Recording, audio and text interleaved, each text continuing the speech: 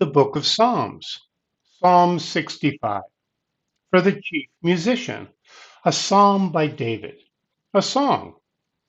Praise waits for you, God in Zion. Vows shall be performed to you. You who hear prayer, all men will come to you. Sins overwhelm me, but you atone for our transgressions. Blessed is the one whom you choose and cause to come near, that he may live in your courts. We will be filled with the goodness of your house, your holy temple. By awesome deeds of righteousness, you answer us, God our salvation.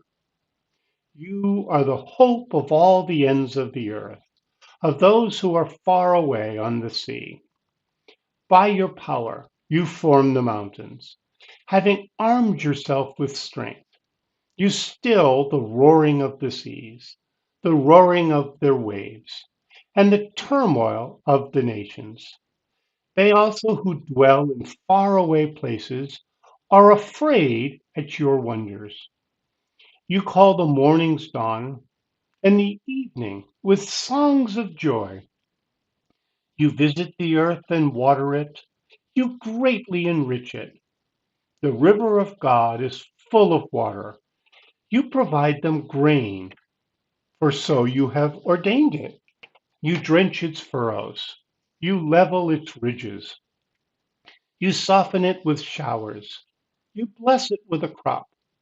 You crown the year with your bounty. Your carts overflow with abundance. The wilderness grasslands overflowed. The hills are clothed with gladness. The pastures are covered with flocks. The valleys also are clothed with grain.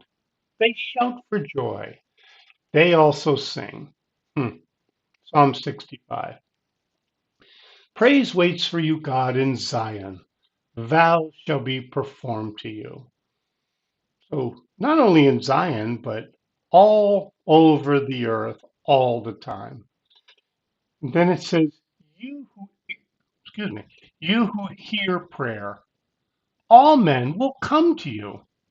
Hmm. You hear prayer. Sins overwhelm me, but you atone for our transgressions. Interesting how it says that God atoned for our transgressions, because Jesus hasn't come yet. So, maybe it's looking forward to Jesus, but it says you atoned, past tense. So does this mean the blood of goats and sheep? But he didn't do it. The goats and sheep, well, God did do it though, through the goats and sheep. The goats and sheep didn't really do much of anything. Hmm. And then in verse 4, blessed is the one whom you choose and cause to come near. So God's the one who chooses. So he chose the nation of Israel, you know, he chose us, and it says this a lot. There's a lot of things about the elect that God talks about. He's the one who chooses. And so we can live in his courts, be filled in his house, be in his holy temple. Hmm. And how does he answer us? Because it says in verse 5, by awesome deeds of righteousness you answer us, God of our salvation. So God does answer. A lot in the Old Testament, he did it by signs, great acts in the Old Testament, and some in the New Testament too. Mostly it's his word, but he does act with awesome deeds. And verse 5, you are the hope of all the ends of the earth, of those who are far away on the sea. Interesting, because, Americans are far away on the sea to David here. There's probably people there when he wrote, and they have no idea what's going on. Hmm. So even to those people who are far away, God is still the hope of all the ends of the earth. When he wrote that, he had no clue as to how big the earth was, how many people lived on it. He didn't know about the 5 continents, but he says for all the ends of the earth. Interesting. And so we start thinking, well, but number six, by your power, you form the mountains, you still the roaring of the seas, you still the turmoil of the nations. Verse 8, they also who dwell in faraway places are afraid at your wonders. Hmm. So again, people in America at this time, very limited scientific wonders. And they said they're afraid. They're afraid of what God does. They're afraid at your wonders. You call the evenings dawn. You visit the earth and water it. You know, the river of God is full of water. Even now, water is the most important resource. Huh. You provide them with grain. You drench its furrows. You level its ridges.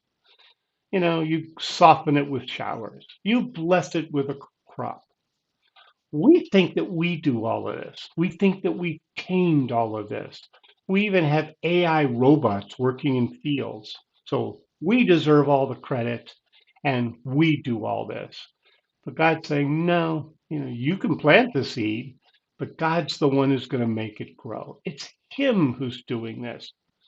Scientists may have figured out to a large extent how, but he doesn't understand why. He doesn't understand what is beyond it.